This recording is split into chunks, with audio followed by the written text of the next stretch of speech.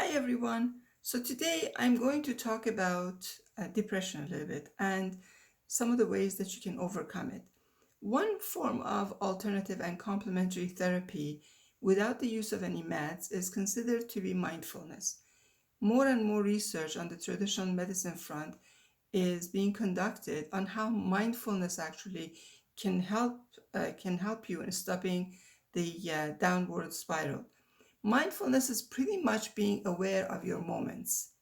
In other words, don't kill your time, enjoy it and live it. When you're walking, pay attention to what you're passing by, pay attention to the details around you, pay attention to how you feel, pay attention to the sounds you hear, right? When you're petting your cat or dog or any other animal that you might have, you're feeling it and you're watching their expression and you're noticing the love and the cuteness and what they're giving you. Mindfulness is a new way of being and living and conducting your life. It is about experiencing the moments and improving your life experience. I must say that this somehow ties into the perception alignment that I talked about in the previous video yesterday. Mindfulness opens new possibilities and shifts your being into living, you know.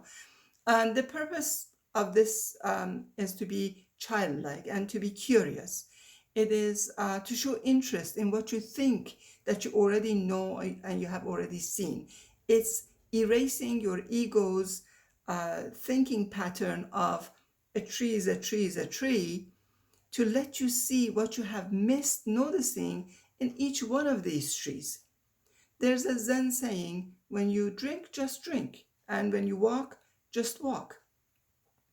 When you practice mindfulness for about 40 days on a regular basis, it will change the biochemistry of your body and it actually alters the structure of your brain. The second step to that is gratitude. When you practice mindfulness, the level of gratitude and compassion also grows within you. This has been actually proven by looking at the functional magnetic resonance imaging, or it's called fMRI, studies that were done on the brain. Gratitude starts with you realizing what you already have and moving the focus from what you think you don't have to what you already have.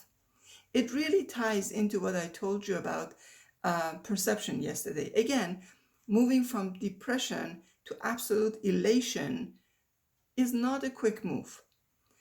These are two extreme sides of a stick. You just need to move one step closer at a time.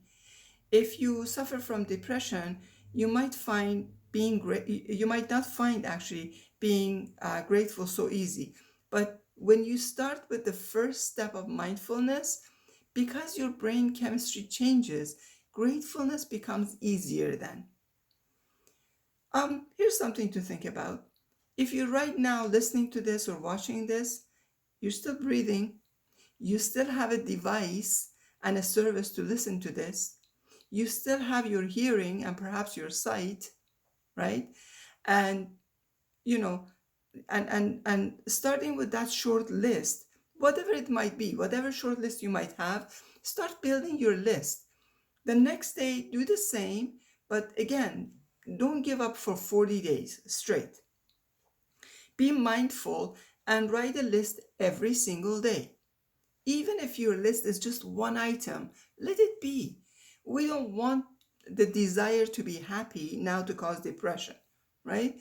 So take it easy. It's not a race. Take your time. No matter how slow or fast you move, you're going to win. You will only win. So, another exercise combined with this is practicing mindful breathing. This is an awesome way to kickstart things. Start with just 1 or 2 minutes at a time and not more. All you have to do is sit somewhere quiet, relax, and pay attention to your breath. Follow your breath all the way down to your lungs and back up. You will see the relaxed feeling that sort of descends on you after doing this, and little by little, you will find yourself staying longer and longer in that position. Again, be at ease. If you have full depression, at the beginning, even a minute may feel like a lifetime. So start from wherever you can and take it from there. It's also important for me to mention that your posture makes a lot of difference in how you feel.